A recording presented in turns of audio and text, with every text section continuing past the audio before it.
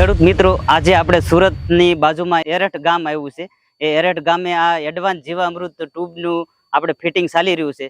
તો તેને કેવી રીતે ફિટિંગ કરવું તેના વિશે આ વિડીયોમાં આપણે વાત કરવાના છે.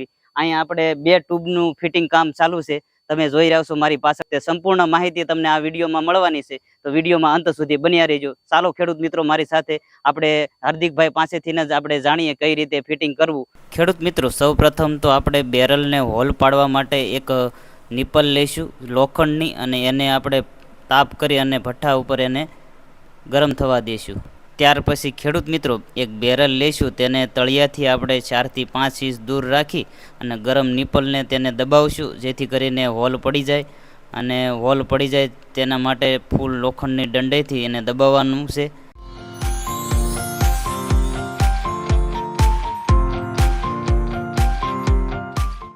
ખેડૂત મિત્રો, આ આપણું યુનિયન છે, ટાંકી નિપલ કહેવાય આને. બેગ પાથરેલી હોય, આમાં હોલ પાડી દીધો આપણે જોયું. હવે આ વસ્તુને બેરલની અંદરથી હોલ પાડ્યા બાદ બેરલની અંદરથી આ ટાંકી નિપલ છે, તો આના આટા ખોલીને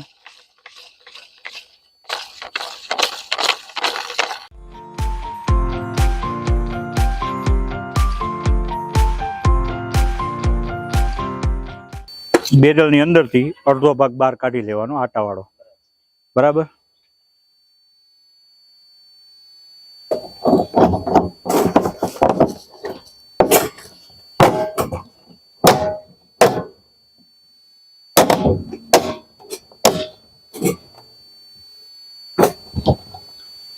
જોઈ લીધું તમે.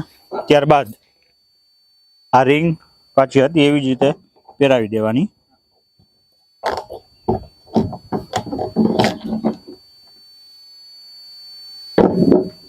ત્યારબાદ ફરીથી જેવી રીતનું એનું ફિટિંગ હતું એ જ રીતના આટા ચડાવી દેવાના. બહુ વધારે ટાઈટ કરવાની ખાસ જરૂરિયાત નથી. આ ફિટ થઈ ગયું. ત્યારબાદ હવે આપણે જોઈશું બેગની અંદરથી કઈ રીતે અહીંયા કનેક્શન થાય છે. આ ફિમેલ છે 4ની, આ કમ્પ્લીટ જ આવશે. તમારે બેગની અંદરથી જે આ ઇનલેટનો ભાગ છે એની ઉપર આવી રીતે આટા ચડાવી દેવાના. આ વસ્તુ આ ટી કમ્પ્લીટ આવશે. ત્યારબાદ આ ટી કમ્પ્લીટ આવે એના માટે આ જે પાઇપ છે એ કમ્પ્લીટ ફિટ કરેલો આવશે.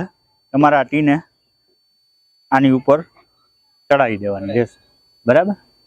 ત્યારબાદ આપણો જે વાલ છે એની 2 સાઈડ પાઇપ ચડાવેલા કમ્પ્લીટ રેડી જ આવશે. એ શું કરવાનું તો કે ભાઈ આ જે મોઢું છે એમાં એક સાઈડનો પાઇપ ચડાવી દેવાનો. ઓકે. ત્યારબાદ આ મોઢું, આ ફિમેલ છે, આ વાલ આની બહાર નીકળ્યા બાદ ફિમેલને આવી રીતે ચડાવી દેવાની ટાંકી નિપલની સાથે. આ પાઇપ છે વાલની જોડે લાગેલો પાઇપ છે, એને આ ફિમેલ જોડે ફિમેલની અંદર સહેલાઈથી મેળવી દેવાનો. તમારું ફિટિંગ થઈ ગયું પૂરું. આ આઉટલેટનું ફિટિંગ છે. આટલી ગન કમ્પ્લીટ તૈયાર આવશે. ખેડૂત મિત્રોને શું કરવાનું છે, આ પાઇપમાંથી આ ફિમેલ છોડાવી દેવાની. અહીંયા આટા છે, જે આટા આવી રીતે લાગી જાય પૂરેપૂરા. આટા બેસાડી દીધા પછી અહીંયા સોલ્યુશન મારીને ડાયરેક્ટ આને બેસાડી દેવાની. તમારું આઉટલેટનું ફિટિંગ પણ પૂરું. આ ગેસ માટે, ગેસના નિકાલ માટેનું ફિટિંગ છે, જેનું તમારે શું કરવાનું છે, આ રીતની પાઇપ તેમજ એની ઉપર એલ્બો તૈયાર આવશે ફિટિંગ. બેગની અંદર આ જે નિપલ લગાડેલી છે તેમાં અહીંયા સોલ્યુશન લગાડીને અને આવી રીતે બેસાડી દેવાનું છે. એટલે ગેસનું કનેક્શનનું ફિટિંગ પૂરું. ખેડૂત મિત્રો, પહેલા તો આને આટા ખોલવાના છે એકદમ. પછી આ લબર કાઢવાનું એક.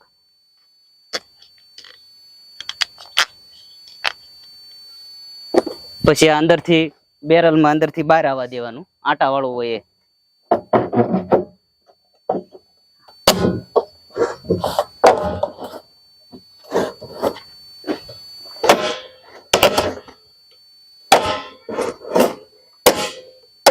પછી પાછું આવડું આ જેમ હતું એવી રીતે પાછું ફિટ કરી દેવાનું. આ રબર પહેલા નાખી દેવાનું.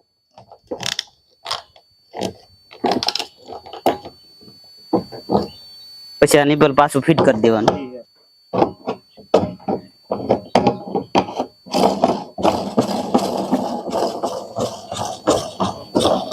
પછી મિત્રો આ ફિટ થઈ ગયા પછી આને નોર્મલ ફિટ કરવાનું, બહુ ફિટ કરવાનું જરૂર નથી. હવે એક આ નિપલ લેવાની છે ને આને પાછી ફિટ કરવાની છે આનીમાં.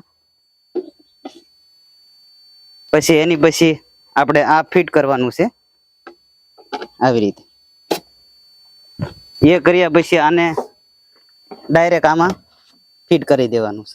એની પછી આ એક આમાં આટા છે, એક આ આટા વાળું છે એ આ બાજુ તાવા દેવાનું છે. આવી રીતે આટા ફિટ કરી દેવાના આને બેરલ વાળાને.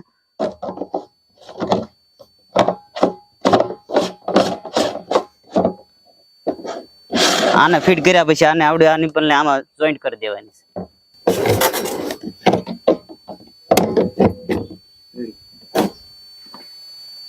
થઈ ગયું ફિટિંગ. હરે કૃષ્ણ ખેડૂત મિત્રો, આજે આપણે એક કોસાડમાં, સુરત જિલ્લાનું કોસાડ એક ગામ છે, એ કોસાડ વિસ્તારમાં આપણે આવ્યા છીએ અને અહીંયા આપણે કેળનું વાવેતર કરેલું છે. એડવાન્સ જીવામૃત ટ્યુબ એમને ખરીદી કરી છે અને તેમનો ઉપયોગ કરે છે, જે ઓર્ગેનિક ખેતી શરૂઆત કરીએ છીએ. તો એના વિશે આપણે આ વિડીયોમાં માહિતી લેવાના છે. તો સૌપ્રથમ આપણે એમનો પરિચય લઈશું. ખેડૂત મિત્રોને તમારો પરિચય જણાવો. મારું નામ દેવલ જયવર્ધનભાઈ પટેલ છે. મારું ગામ કોસાડ છે.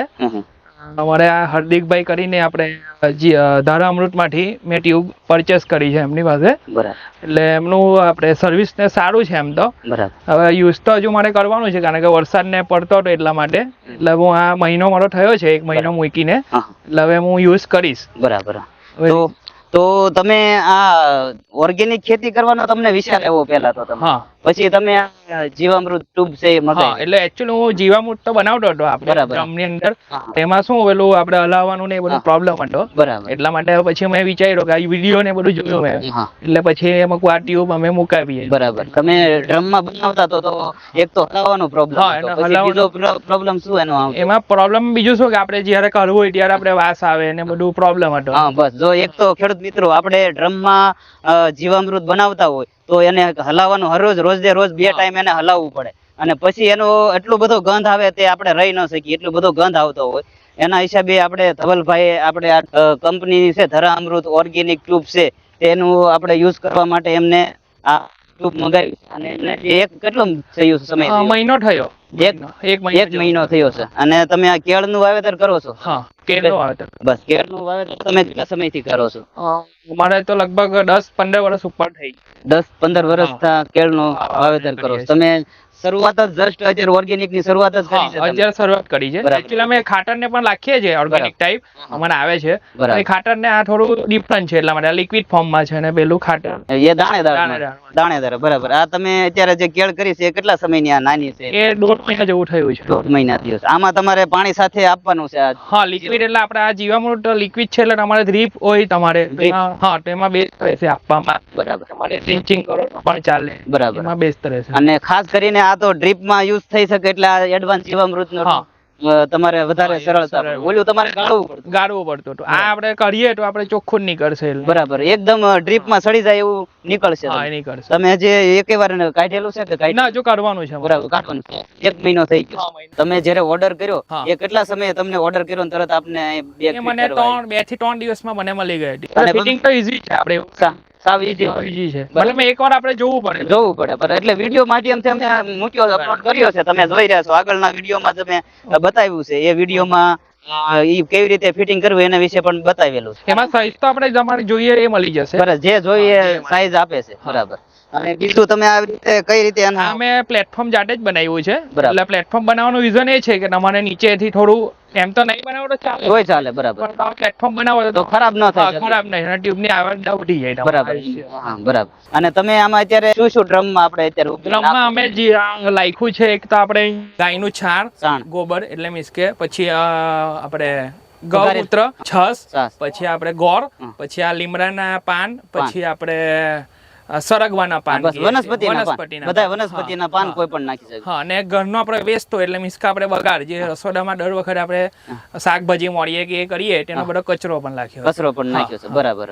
અને હવે તમને એવો વિચાર કેવી રીતે આવ્યો હતો કે આપણે ઓર્ગેનિક કરીએ તો આપણી જમીન સારું રહે? એના માટે વિચાર માટે એકચ્યુઅલી અમે આગળ સેમિનાર કર્યા છે બધા. બરાબર. આપણે પેલા સુભાષ પાલેકર. હા પાલેકરના. હા, હા. એટલે એમાં અમે ગયા હતા તો અમે જોયું કે થોડું ઓર્ગેનિક તરફ વળવું પડશે. બરાબર. નહીં તો હમણાં શું આ કેન્સર ને એના બધા કારણો વધતા જાય છે. બરાબર. એટલે ઓર્ગેનિક માં થોડું શું છે ઉત્પાદન ધીરે આવશે ધીરે પણ પછી આવશે તો તમારે સારું સારું અને આવશે. રિઝલ્ટ પણ છે એમાં. રિઝલ્ટ પણ છે, જમીન પણ સારી રાખે, પર્યાવરણ પણ પર્યાવરણ સ્વસ્થ રહે, નુકસાન, હા, અને આપણે જે કોઈ ખોરાક લઈએ એમાં જે એ પણ સારો રહે, હા. હેલ્ધી રહે. Healthy બરાબર. રહે. હા, એમાં જે ન્યુટ્રિશન છે જરૂર Nutrition એ બનાવી રહે. અને તમે કેટલા વીઘામાં ખેતી કરો છો તમે અત્યારે કેળ? એકચ્યુઅલી મારી પાસે કેરમાં તો આ 5 વીઘા જેવું છે. 5 વીઘા. હા, કેર 5 વીઘા જ બનાવશું. બરાબર. મિત્રો તમે જોઈ રહ્યા છો ઓર્ગેનિક ખેતીની શરૂઆત એમને પહેલેથી કરી હતી, પણ એ જીવામૃત બેરલમાં પહેલા કરતા હતા, અને બેરલમાં એને ઘણો બધો પ્રોબ્લેમ આવતો હતો.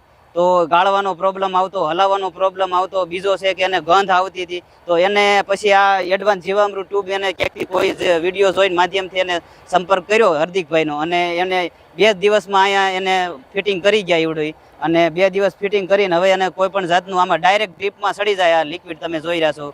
ખેડૂત મિત્રો, આ વિડીયો તમને પસંદ આવ્યો હોય તો વિડીયોને એક લાઇક કરજો, અને ચેનલમાં નવા હોય તો કૃષિ વિદ્યા ચેનલને સબસ્ક્રાઇબ કરી લેજો, કારણ કે આપણે આવા જ અવનવા વિડીયો લઈને આવતા હોઈએ છીએ. બધા ખેડૂત મિત્રોને મારા હરે કૃષ્ણ, જય ગૌ માતા.